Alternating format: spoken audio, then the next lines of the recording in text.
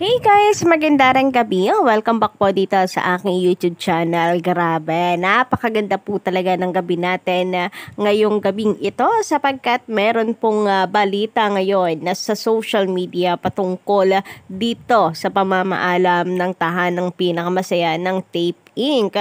So sabi hanggang December pa daw 2024 then naurong ng July and ngayong March na. Papalapit ng papalapit. Anyway, bago po ang madamdaming update ito para po sa mga TP fans or Tape Inc. Panatiko ng tape. Happy birthday po muna sa ating birthday girl na si Maine Mendoza. Bukas pa man pero narito ang tunay na engrandeng pasabog po ng TVJ ngayong araw para sa birthday ni Maine Mendoza.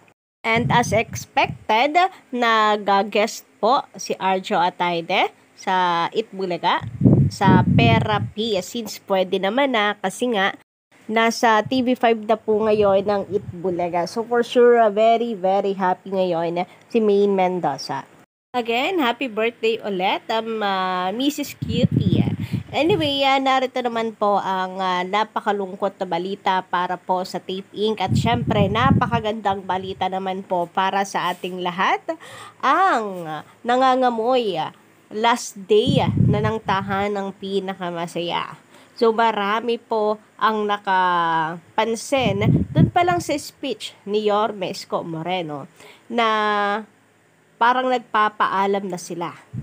And then, nasabayan pa ng mga pictures na talagang naiyak po ang Tape Inc. host or tahanang pinakamasaya host.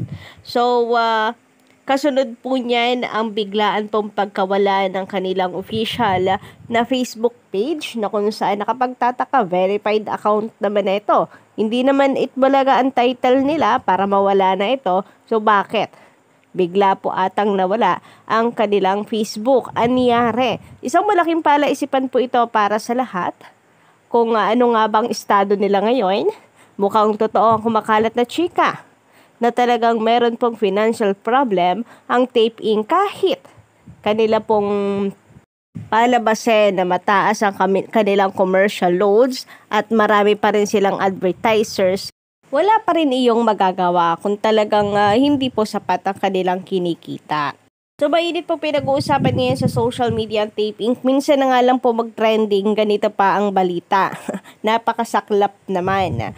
So narito, Collegiate Tabaykads, ang dami pong nagpo-post na hindi na nga daw ba mapapanood ang programang Tahanang Pinakamasaya. So sana nga, charil. So, sa Lunes kaya, meron pa silang may papalabas. Syempre, bukas hindi natin agad yan malalaman kasi araw po ng Linggo eh. So, mukhang talaga pagpapaalam na po ng Tape Inc. kanina ng tahanang pinakamasaya. Or po pwedeng maglalay low muna sila, hindi muna papapasukin ang kanilang mga host para cost cutting. Kaya malungkot sila kasi indirect namang sinabi ni Leonme and Paulo Quintis na magpapaalam last day na nila. So, ang dami po tuloy ngayon na nababalot sa katanungan. Anong meron?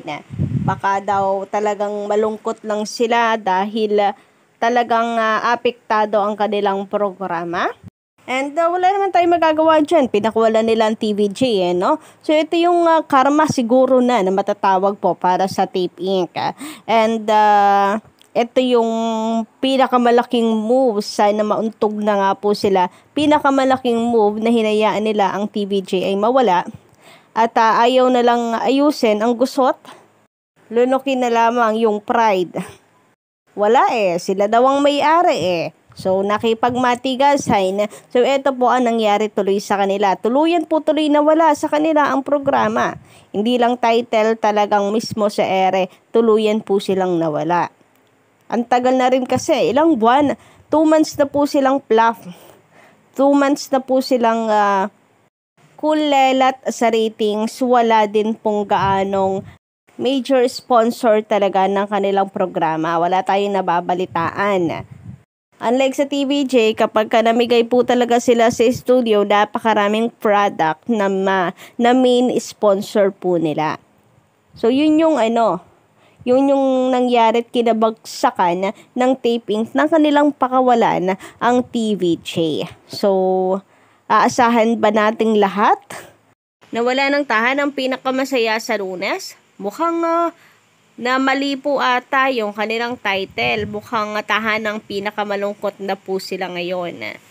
So wala naman silang magagawa kung talagang taong bayan mismo ang may ayaw sa kanila, taong mga viewers mismo ang ayaw sa kanila. Grabe din talaga yung mga pa-premyo na pinamimigay nila lalo na nung una. 'Di ba ang lalaki, may pa-iPhone, may house and lot, ang lalaki ng pinamimigay na pa-premyo. Yun yung naging strategy nila kasi nga wala pong nanonood na sa kanila. Ang problema, until na wala pa rin pong nanonood sa kanila. So hindi siguro nila nabawi kung ano yung na ilabas nila ng mga panahon na yon. Yung tipong kahit anong gawin nilang pagha-hype sa social media, walay pa rin, nga pa rin sila until now. So parang hirap din namang isipin na nagkataon lamang po lahat-lahat. Kasi guys, itong nakaraan, grabe po yung reklamong natatanggap po ng mga winners, 'di ba, ng kanilang QR. Ganda pa naman po ng kanilang title, Quick Response. Pero until now, hindi man lang po nila pinapansin yung kanilang mga winners. Ang dami na pong nagre-reklamo. So,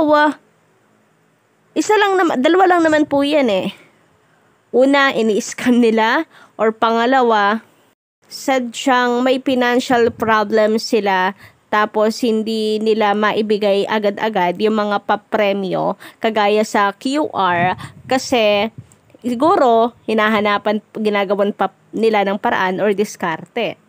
Samantala, sabi ni Kapuso Alliance fan page na wala ang page ng taping, hindi ba kita? Nag-deactivate. TVJ supporters ang nag-report, malamang. Grabe nga naman po sa pangbibintang na TVJ fans or supporters ang may kinalaman sa pagkawala po ng official page ng Tape Inc. So kung ito po ay kasalanan at hindi rin alam ng Tape Inc. bakit biglang nawala ang kanila pong Facebook page, malamang nung mayroon na pong kumontak sa kanila ng mga writers, manunulat, media, press, anuman, sinabi na po agad nila yon na parang na mas report sila. Sinabi na sana agad nila pero wala. Wala pong binibigay na pahayag na ganito ang Tape Inc. Meaning, alam nila at sila mismo nagtago na ng kanilang Facebook page. For some reason na ngayon hindi pa po malinaw sa ating lahat, although marami na pong kutob, espekulasyon ang mga netizens. And grabe ka naman, Kapuso Alliance. Sa iyo na rin naman ang galing. Ang labo mo kausap, sabi mo dito, nag-deactivate. Pag nag-deactivate, dine-activate mismo ng admin ng Tape Inc. Tapos, dahil mas report, sabi mo, dine-activate. Lutang ka ba? Charissa. And, di ba sabi niyo, sabi ni Best Pills, meron kayong GC na kasama nyo mismo ang boss ng Tape Inc., ang bosses, mga executive ng Tape Inc. Bakit hindi nyo tanungin at pag-usapan sa inyong GC?